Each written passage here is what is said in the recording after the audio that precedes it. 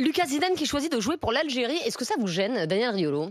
Absolument pas. C'est une opportunité qui s'offre à lui. C'est ce qu'on voit de plus en plus, Charles l'a dit, dans le foot aujourd'hui. C'est une sorte de marché d'opportunités. J'ai l'occasion de disputer une Coupe du Monde, ce que je ne pourrais pas faire en temps normal.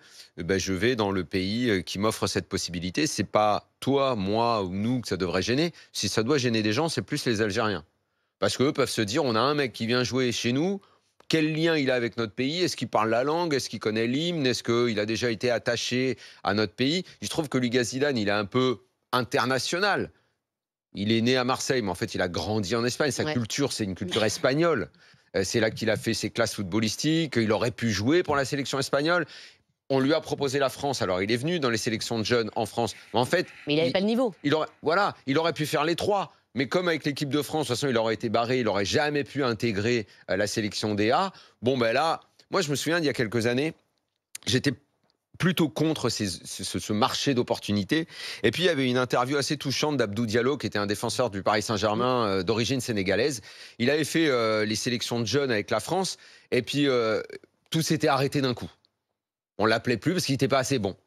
Un type formidable, en plus, Abdou Diallo. Et un jour, la sélection sénégalaise a dit « Ah, mais si tu veux, tu pourrais venir jouer avec nous. » Et lui, il avait dit « Moi, j'ai pensé à mes grands-parents. Mes parents, quand même, à la maison, c'était également ma culture, le Sénégal. J'étais binational. » Il dit « Je peux jouer une Coupe du Monde. » Vous vous rendez compte, pour un joueur de foot, ce que c'est de faire ce truc-là, d'être dans le grand concert d'une Coupe du Monde? Pourquoi j'aurais dit non à la participation à cette fête? Et j'y suis allé, et j'ai pu jouer avec le Sénégal une Coupe du Monde. Moi, je trouve que ça aurait été con, pour un règlement trop strict, de le priver, de là, ça. c'est Zidane. Zidane, aujourd'hui, il représente la France. Mais Zidane, il a gagné la grandi Coupe du en Monde. France. Zidane, il est né en France, il est né à Marseille. Mais donc, ça fait il quand a même démarré bizarre. à Cannes. Mais ça fait bizarre de rien du tout. De voir que son fils, tu vois, va porter le maillot d'une autre sélection que celle de l'équipe de France. Ça fait bizarre de rien du tout. Si toi, imagine quand tu avais eu 20 ans, tu déménageais, ton fils il aurait grandi aux États-Unis, il se sentait américain. Mais moi, mes parents, ils n'ont pas représenté la France, en fait. Ils n'ont pas marqué 2 buts en finale de Coupe du Monde. Ils n'ont pas été le symbole de la France. Ils n'ont pas eu leur tête sur l'arc de triomphe. Moi, je dis, si ça doit gêner des gens, c'est plus les Algériens que les Français.